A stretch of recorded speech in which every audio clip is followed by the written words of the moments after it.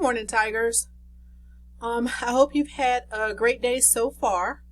We're going to begin now with your reading workshop mini lesson. And today we're going to cover AKS 13 and AKS 16.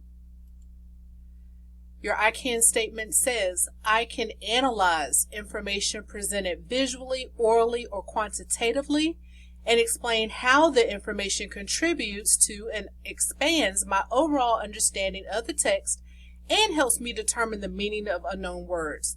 So you're going to look closely at, analyze information that is visual, things that you can see. There won't be anything orally, but you will be listening to me today. And quantitatively just means those charts, those graphs, diagrams.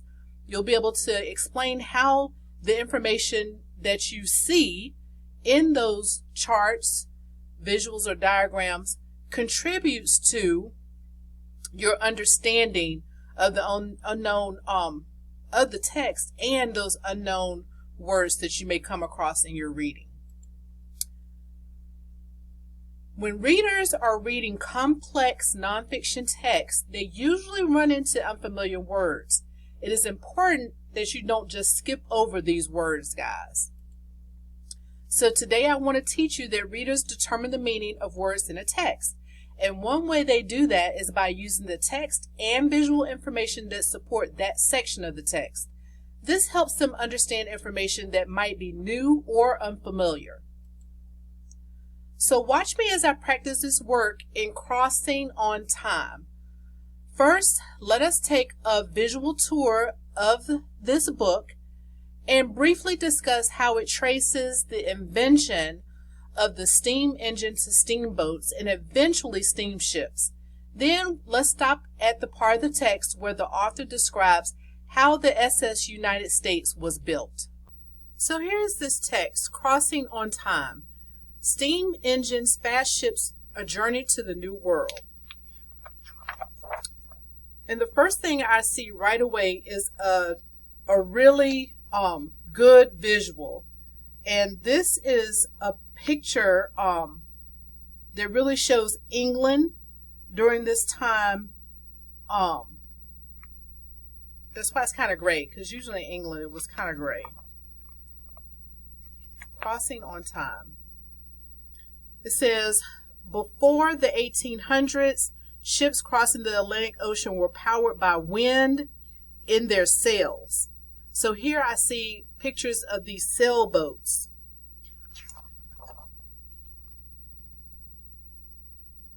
And then it says shipping wasn't the only business that needed a new source of power. So they were trying to figure out ways to do things that didn't require a lot of heavy lifting.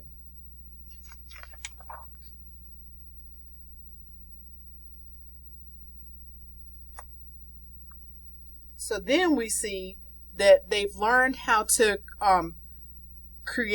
do some improvements and use water with a cylinder to power an engine.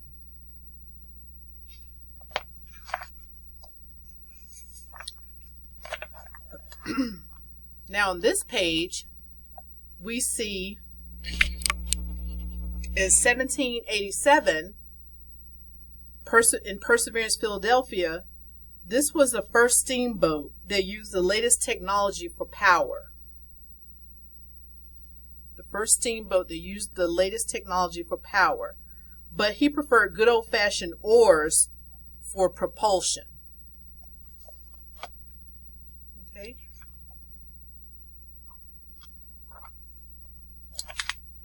And here we see, it says, by 1894, 41 years after the U.S. built ship Baltic, a much larger vessel was under construction.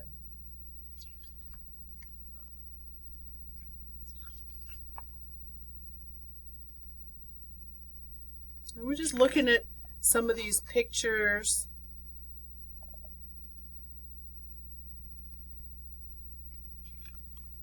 Lots of visuals in this book.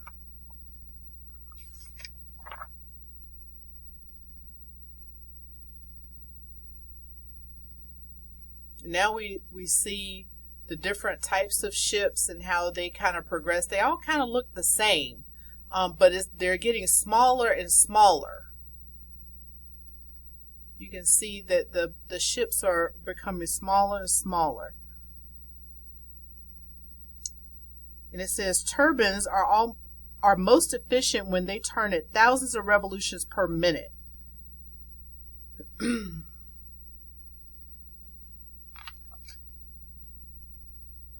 And here we see, now this picture, I've got to make this kind of big. Here we have this man standing down here at the bottom, and this is the Empire State Building in New York.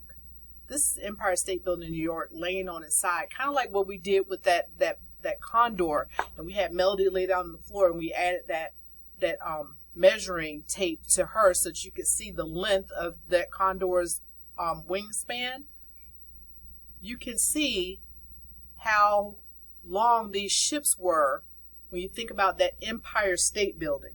The Empire State Building was 1,250 feet.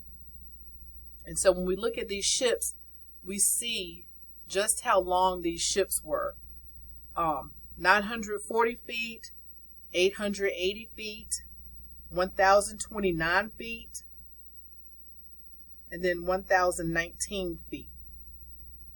So these two bottom ships were almost as tall as the Empire State Building.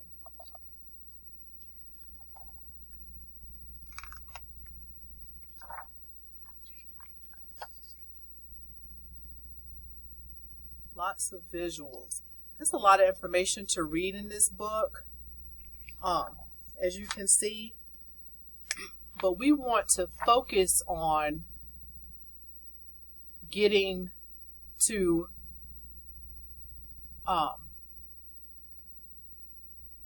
where the author describes how the SS United States was being built, because it's really showing the progression of ships through time. Now, as I read, I want to use the visual information and text David Macaulay used in this section to help me understand the meaning of words.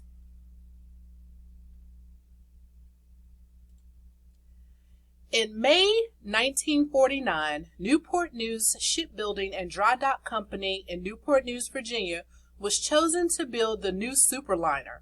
Construction would take place in one of their largest dry docks.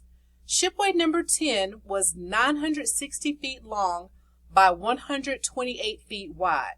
Its floor sat 35 feet below sea level.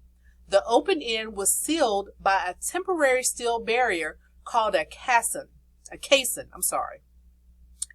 When the shipway was pumped dry, the pressure of the James River against the caisson would keep it in place for as long as necessary.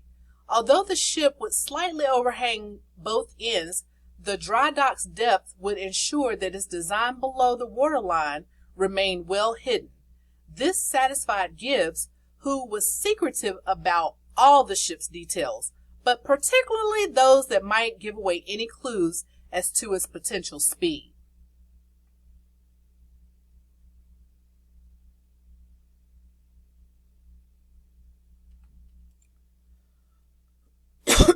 Now that I've read this page, there are a few words that I need to go back and determine the meaning. The author mentioned dry dock. I want to use other words in that paragraph and use the visual information on the page to help me.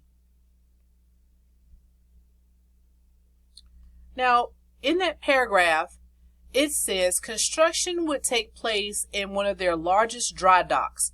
Shipway number 10 was 950 feet long by 128 feet wide. Its floor sat 35 feet below sea level. So when I look here, the text tells me that it is where the construction or building would take place. It also says that it's called Shipway number 10. I want to use the image on the page to help me understand a little bit more. I see the words shipway number 10, labeling this space. So this must be the dry dock where they would construct the ship. It looks like a large space that goes below sea level. And I'm glad the author included this image to help me get a visual in my head about where they would build the ship. I wonder if it is called dry dock because there is no water in this space. Dry dock. There's no water because here's the water, and then it says shipway number 10. There's no water in here.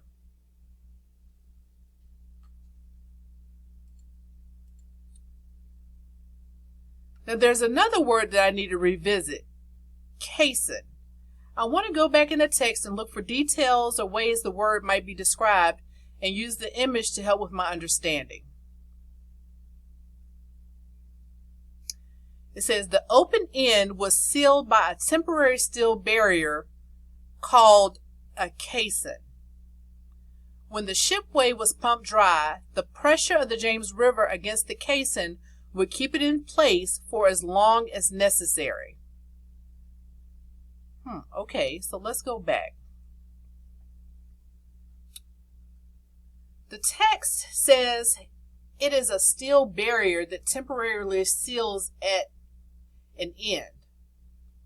So I see this gray structure that could be steel at this end looks different than the other sides of the dry dock because you see these three and then this end looks different.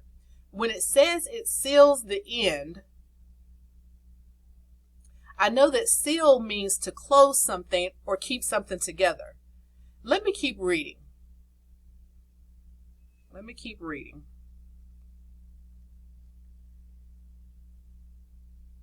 It says, when the shipway was pumped dry, the pressure of the James River against the caisson would keep it in place for as long as necessary.